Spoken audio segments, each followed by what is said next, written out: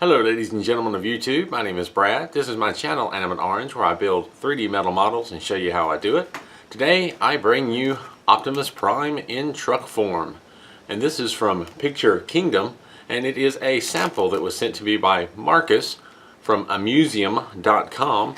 He sent me an email some time back and asked if I would be interested if he sent me a sample, this particular model, and to put together and try out, and if I liked it as much as he did, to please share it with my audience. So that's what I'm doing today. Marcus, thank you for this neat little gift. I look forward to building it. Let's open it up, see what's inside, and put it together.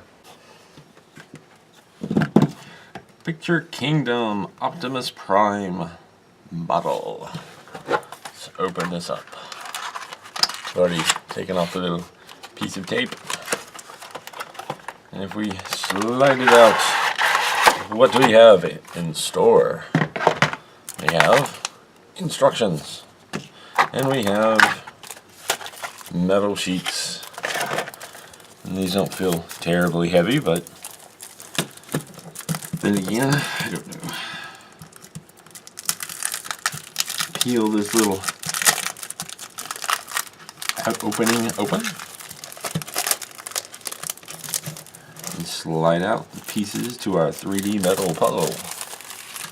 What do we have? Oh, and they've got another sheet of plastic on top of them, it looks like. Neat. And there's one sheet, and you can see, looks like the sides of the truck, possibly the roof. Not real sure, but obviously different parts. And another sheet. More parts of the truck. I'm guessing tires. There's like the wheel wells for the back wheels. And the last piece, more parts of the wheel. The underneath, perhaps? I don't know. A lot of large parts. So I wonder how challenging this is going to be. There's small parts, there's big parts. There's quite a lot of big parts. I don't know. Let's look at the instructions. It's kind of a almost waxy paper, not just a plain paper. It also looks very black and white, almost photocopied. It almost looks like they tried to go with the whole color coordination thing here. These are what looks like the 3 sheets. But they didn't actually use color, so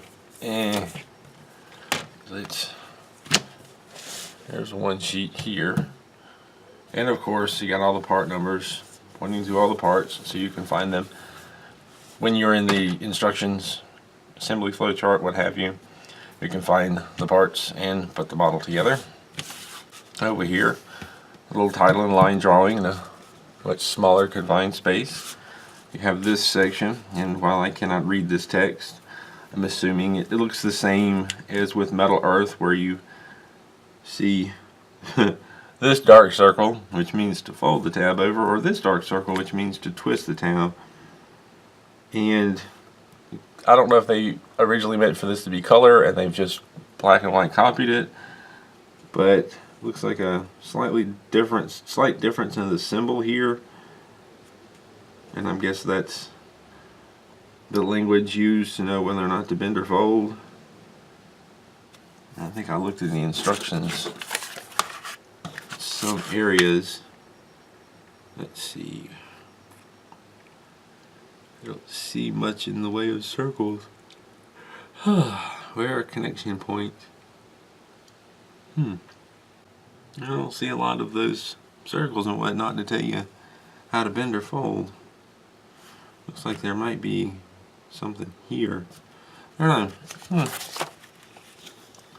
May have to pull out my Google Translator on my phone. See what that says.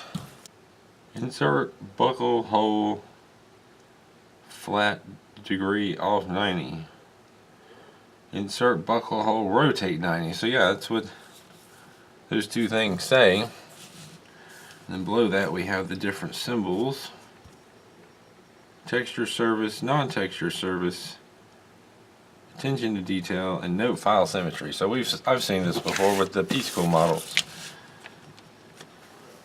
This one right here means textured surface, so it's basically the side with the texture or print or design on it. And this is supposed to be non-textured right here, this sort of parallel bar thing. And then this is attention to detail, so big exclamation mark. And this is note file symmetry. So I'm not exactly sure what that's referring to, but we'll just try to use our common sense when we put this together. And this is basically saying something along the lines of handle with care. This is saying metal parts. So, you know, kind of a map of the metal parts. And if we go down to the bottom half of the page, notice I've kind of folded the whole sheet in half. We have what I'm assuming says something along the lines of start of the assembly flowchart. We have part 1, folding that up, folding these parts, you end up with that. And then we jump over here to number 2. So this is broken up into little sections, kind of like the Iconics models. Number 2, or section 2, we have parts 2 and 3. Fold them up and add them on in the appropriate areas. And then 3, follow this little assembly. And then we jump down here to 4 and 5, 6, 7, 8, 9, 10. So this kind of jumps around a little, but at least it's numbered so you won't get too lost. And then I'm assuming once we get to the bottom, we flip over to the back side. Start at the top. 11. Oop, caught on something there. Start with 11. Put these parts together, and then here's 12, 13, 14, 15, 16, 17, 18, this whole section right here, 19, 20, and 21, and when you get down here, put these last few pieces together, and your model is complete. So very similar to Metal Earth or Iconics models, this sectional thing is just a little bit scattered, but not hard to work out. If we kind of go back to these metal sheets, they seem to be coated in plastic, which I've seen before as well. It keeps them from getting scratched, but it's just a matter of peeling it off. Got a front and it looks like a back. So of course, some caution so that you don't bend the sheets. But that peels off fairly easy. I think it did get sticky. I've had models where it was a fight to peel off. So this is nice that it's not. Let's take a moment to talk about the tools that I use. This is my standard set that I use in most every build. I have long needle nose pliers and flat nose pliers, useful for a variety of different things. I have flush clippers that I use to cut the parts off the trees. It makes it quick and easy. And then I have some precision tweezers, one with a very pointed end, one that's had the pointed end ground down slightly, and one with a flat, sort of curved end. Great for getting into curved areas. And then I have a standard set of tweezers with an angled tip. These come in one of the Iconics models, and I love them and use them a lot. When it comes to shaping rounded parts, there are many options. I used dowel rods for a long time. I sharpened the ends of 2 of them with a pencil sharpener. These 2 are great for making cone shapes. Another option is a cheap drill bit set. This set has quite a few different sizes to choose from. Another option is a set of step mandrels. Another option for rounding parts, especially larger parts, is sockets. Maybe you have some sitting around already, maybe you know someone that will loan you a few, or maybe just pick up a really cheap set. Ring pliers or round nose pliers can be found with jewelry making tools and work wonderfully for curving delicate and or hard to get to areas. I have a sculpting set here that I occasionally use, and they have all kinds of different shaped ends on them. Some flat, some angled, some spoon. There's a couple of hooks. They're useful for reaching in and bending and pushing and pulling tabs and shaping parts from the inside. So we've taken a peek at the directions, looked at the metal sheets. We've got them here. One of them's peeled and the other not quite yet. Some tools to get me started. Let's build this Optimus Prime truck.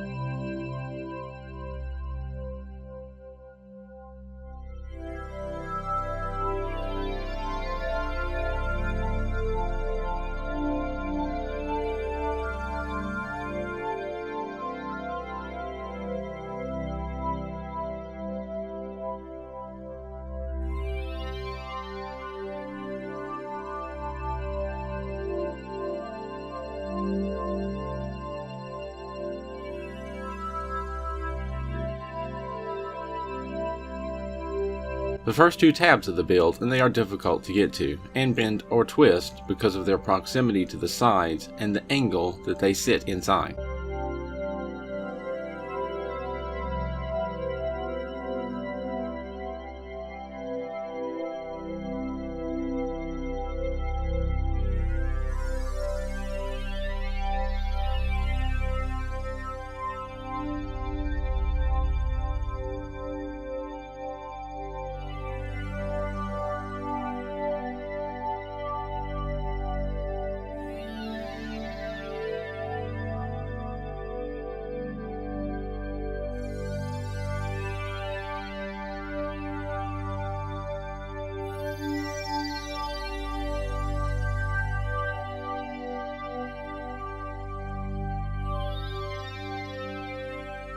My round nose ring pliers were almost the perfect shape to shape the horns.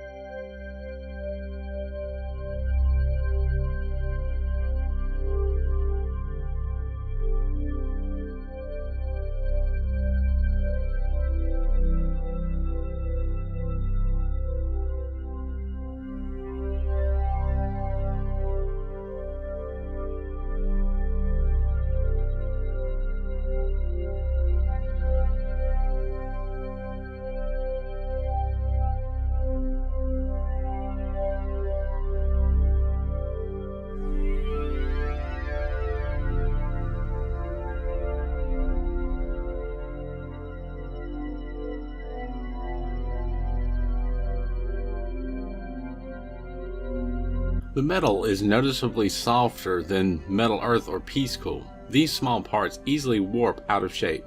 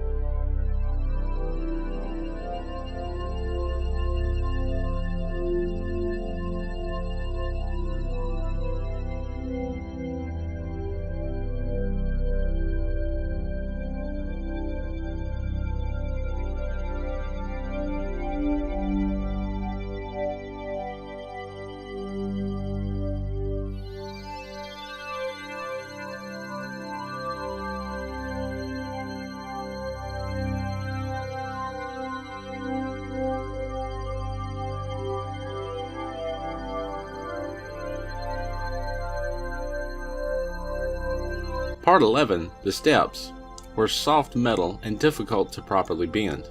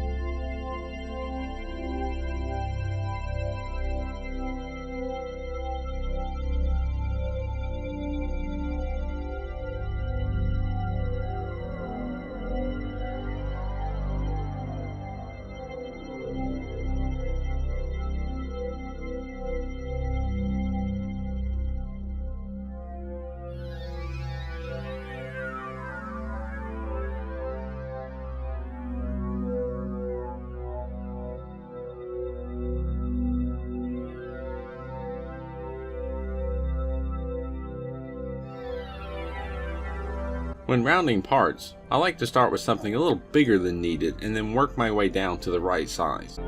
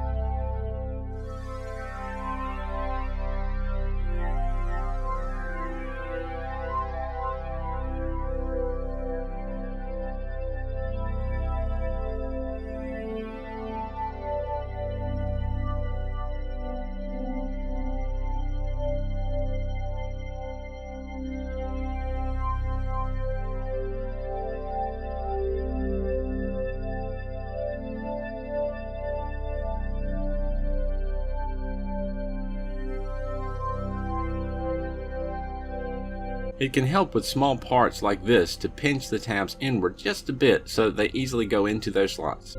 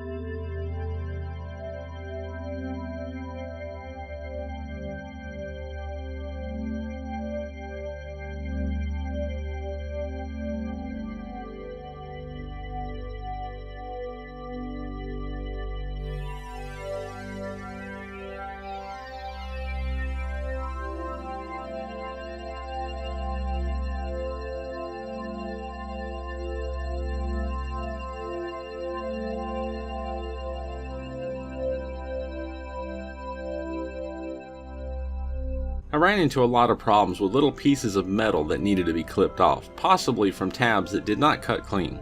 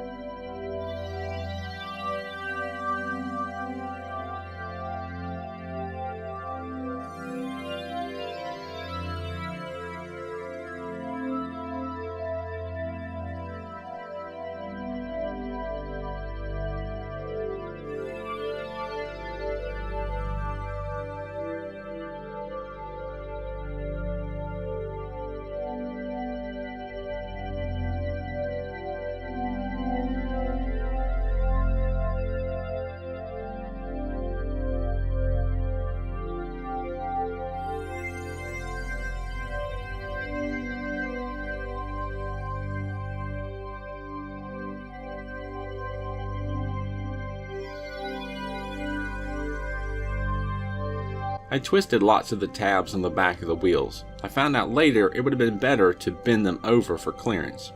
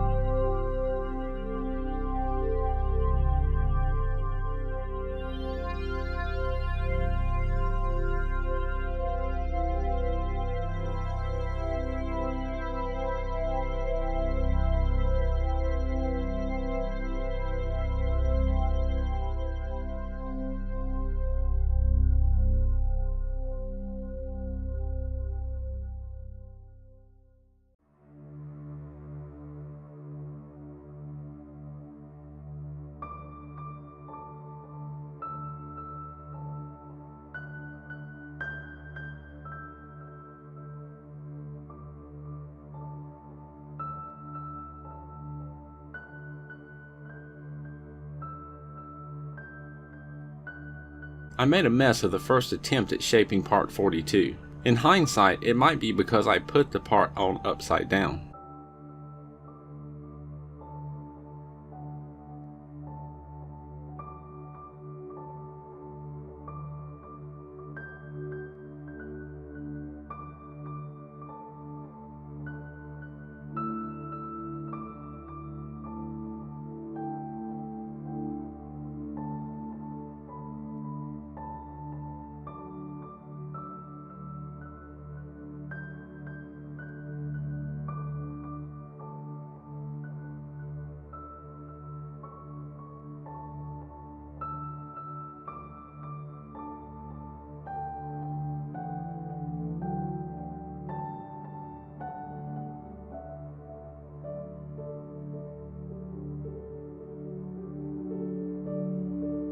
I made a lot of little bends and adjustments to the sides and the tabs to get things lined up and together.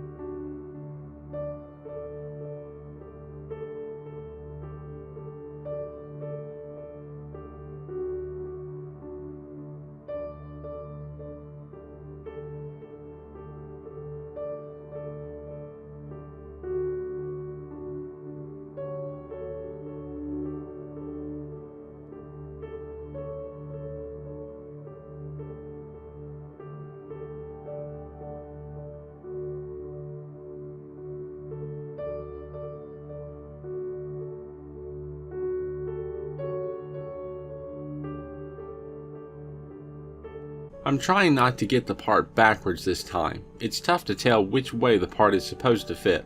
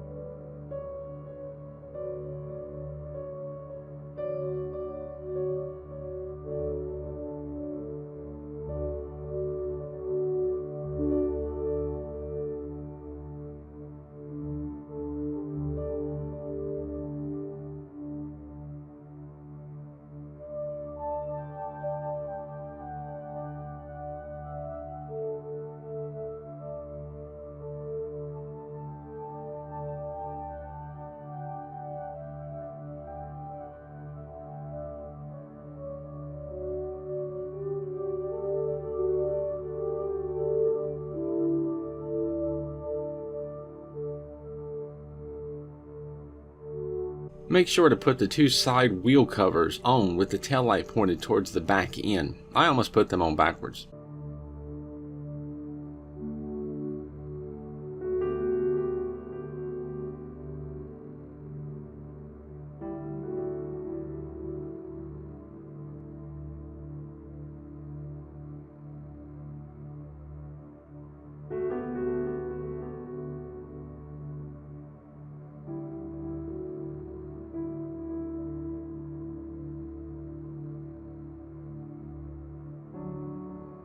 It was at this point I realized that the twisted tabs on the back of the wheels get in the way of the wheels and axles fitting properly. It's better to fold them over.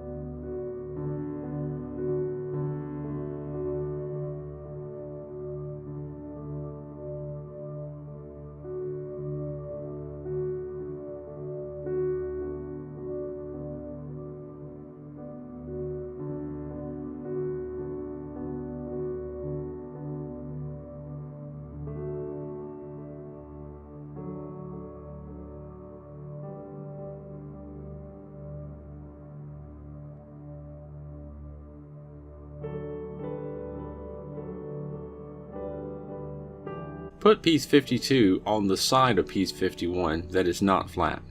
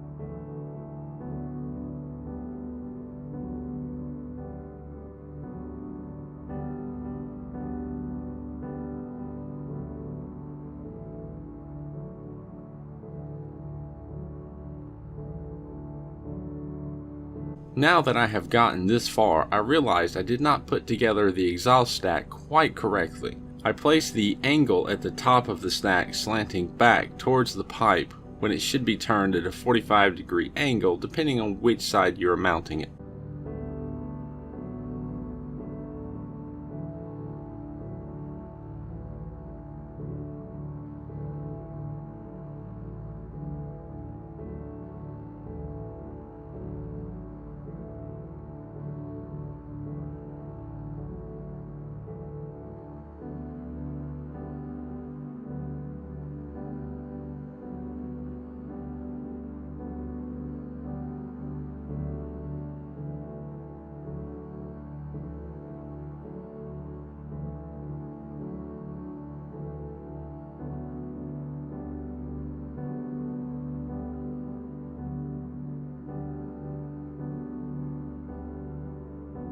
For the first time since buying my new SD card, I filled the card completely up with this build.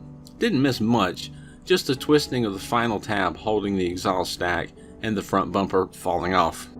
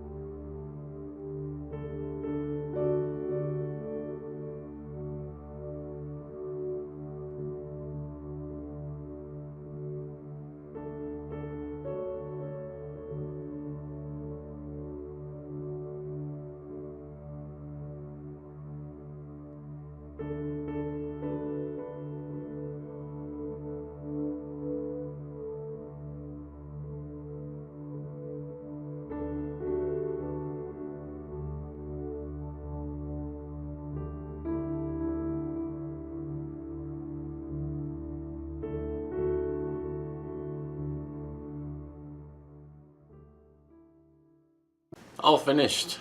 Optimus Prime in truck form. This model has a lot of detail, a lot of flames to it. We've got some parts back here with little holes adding for detail. There's a lot to this model and it takes quite a while to build, but in the end looks pretty awesome and a really nice size. Now this took about 5.5 hours to build, which is quite a bit of time. The metal on it is softer than what I'm accustomed to, so we have to be a little bit more careful. There was one area where I was putting pressure between two sides trying to hold it in place and it bent really easily. So there's a little bit of a change in the way you kind of handle things with this model because of the softer metal. And to make it even more fun, a lot of the metal pieces have extra holes for detail, makes it even more challenging to bend at the seams instead of just making a mess out of the entire piece or sheet that you're trying to flex. For example, the steps on the side were quite difficult to manage. So while the softness of the model made some areas more difficult and challenging to work with, the fact that it had so many of those tabs where you have to bend them right along the edge, it doesn't really have fold lines, and that's something I really don't like dealing with. But with this model with the softer metal, it was a little bit easier to bend those close enough for things to fit properly. So it's kind of a balance. It's not a terrible thing. It takes some getting used to, and it can be a bad thing, but if you're careful and adjust, you can still put this model together. So, and was it worth the time or trouble? Yes, I'd say so. It was worth the extra difficulty, and this model was more difficult than I expected with all these large pieces. I keep making the same mistake over and over again. I think, oh, well, that's not going to be that difficult. It's a lot of large parts. There's only one sheet. No, just putting these horns together along the top seemed to take forever. So it was challenging. It is difficult. It is not one to start with, but you can certainly work your way up to this. As I mentioned in the beginning of this video, this was given to me from Marcus at amuseum.com to build and check out, and if I liked it, to point people to his website. So look for the link in the description down below. Thank you Marcus for the opportunity to build this model and check it out. If you'd like to support this channel and see the build models or build videos keep coming, check out my Patreon page. I'll also be a link in the description at the end of this video, also in my About page on YouTube. As always, thank you for watching. Any question or comments, leave them down below, and keep on keeping on.